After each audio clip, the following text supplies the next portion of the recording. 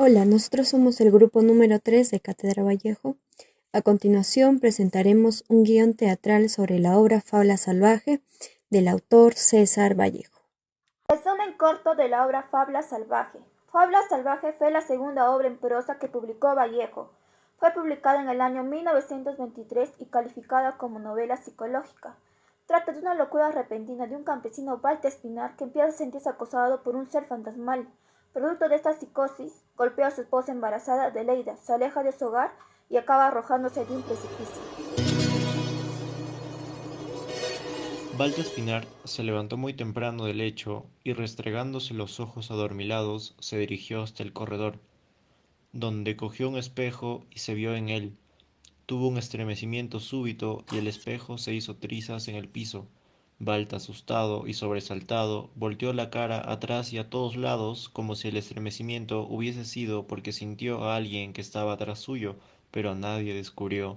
Balta intentaba componer el espejo, pero de nada sirvió. La joven esposa de Laida retornó al hogar. Balta, con voz de criatura, le He dijo: visto una sombra y he roto un espejo. Al día siguiente, Adelaida estaba en la cocina cuando escuchó el canto de una gallina. Fue a la puerta y miró ávidamente hacia el gallinero.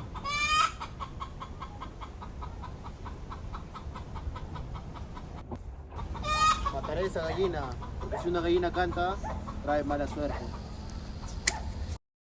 Adelaida se va al lado de Balta y se puso a llorar tapándose el rostro, mientras Balta se puso a meditar. Esposos felices eran. Hasta entonces, Balta adoraba a su mujer. Era alto, pálido y fuerte, y siempre fue un gran agricultor, un gran campesino. Por su lado, Adelaida era una dulce chola, dichosa en su reciente curva de esposa, y puro amor para su esposo.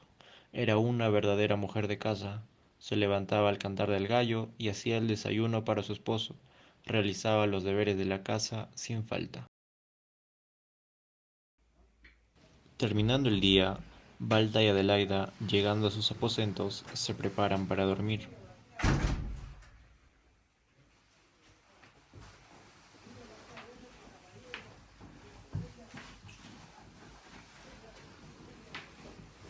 Ambos esposos tratan de conciliar el sueño.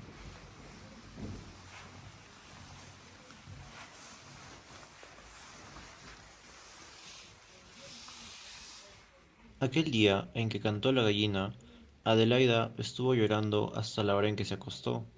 Era una noche triste, ya que ninguno podía dormir. Balta pensaba en la escena del espejo que no lo dejaba atrás. No obstante, creyó su deber consolar a Adelaida, ya que estaba llorando. Adelaida, Adelaida, ¿qué pasa? ¿Por qué lloras tanto por esa gallina? Pareces una niña.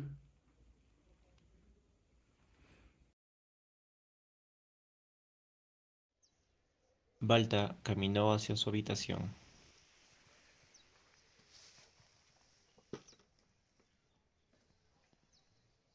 Después volvió a salir. Se tropezó con una madera y se quedó inmóvil. Llevaba un espejo con las dos manos. Poco después se miró al espejo por unos segundos y por un instante quedó asombrado. Balta tenía la sensación de que alguien lo seguía. Intentaba recordar con claridad la imagen que vio en el espejo. Se esforzaba, pero no podía lograrlo. A partir de ese momento, empezó a tener sentimientos de celos de su esposa Adelaida, y cada vez que regresaba a su pueblo sentía una extraña percepción, lo que solo le generaba distanciamiento de su esposa. Fue en una hermosa mañana, y de pronto apareció la vieja Antuca, madre de Adelaida, que venía a pedir candela, una vieja casi ciega. Adelaida sale al patio y le dice a Balta: Balta, ¿no has ido a la chacra? El triguito ya está listo para la cega. Don José lo vio ayer. Balta le ¡Fuera tira una gallinas! piedra a la gallina que picoteaba el trigo para el almidón. Sale la vieja Antuca y se retira. Chao, Adelaida. Balta ya no recordaba lo que pasó con la gallina. Balta, recoge esto, que yo ya no puedo. y Balta le ¿Qué pasa, preguntó. Adelaida? ¿Desde cuándo estás así? Desde hace mucho. Adelaida baja la mirada tierna. Balta se llena los ojos de lágrimas y la abraza. Terminando el día, Balta y Adelaida se encontraban durmiendo cuando el grito de Balta despertó a Adelaida. Balta, Balta, ¿Qué pasa, mujer? ¿qué estaba soñando? Solo fue una pesadilla.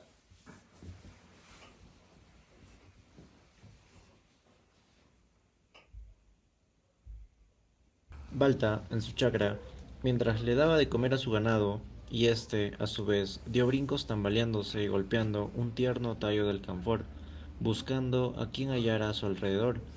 Había crecido como un animal racional, el cual era bárbaro, sin sospechas desde el día en que se dio por segunda vez la imagen reflejada en la fuente. Volvió Balta. Vivía preocupado al transcurrir los días, y Balta se tornó más taciturno y sobrio, lo cual había tomado una vaga fobia por los espejos.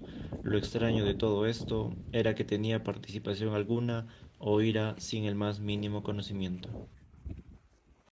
Adelaida, la esposa de Balta, no esperaba que le pasaría algo extraño, y en aquel preciso instante se sintió profundamente enamorada de su esposo.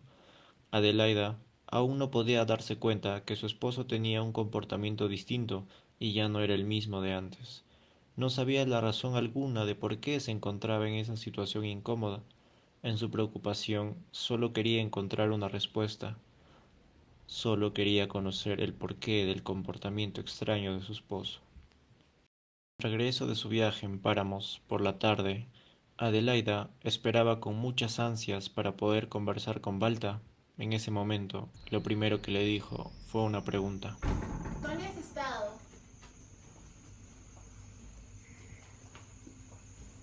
No tuvo ninguna respuesta.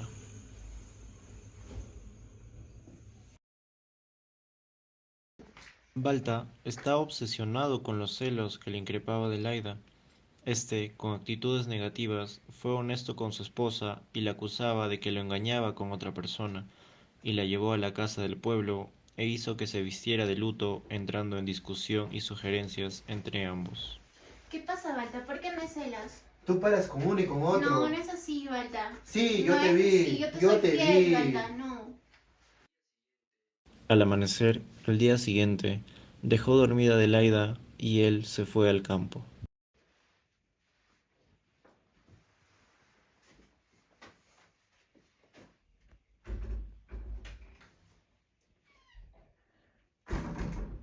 Listo.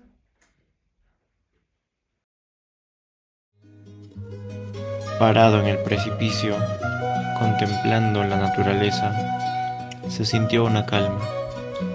Al acercarse más al precipicio, percibió sensaciones unidas y se precipitó al vacío, cayendo instantáneamente y horrorosamente.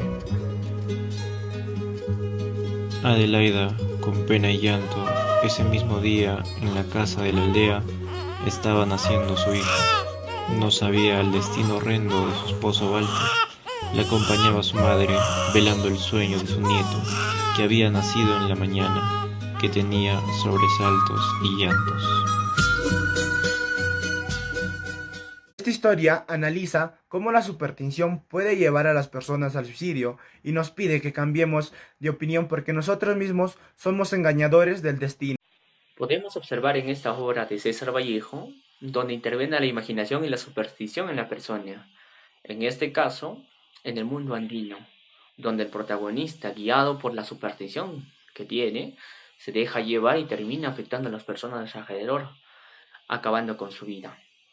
Aparte de esto, nos hace ver César Vallejo que la imaginación es un factor importante en el ser humano, ya que este es el principal motor que impulsa al humano a poder realizar ciertas acciones guiadas por el pensamiento.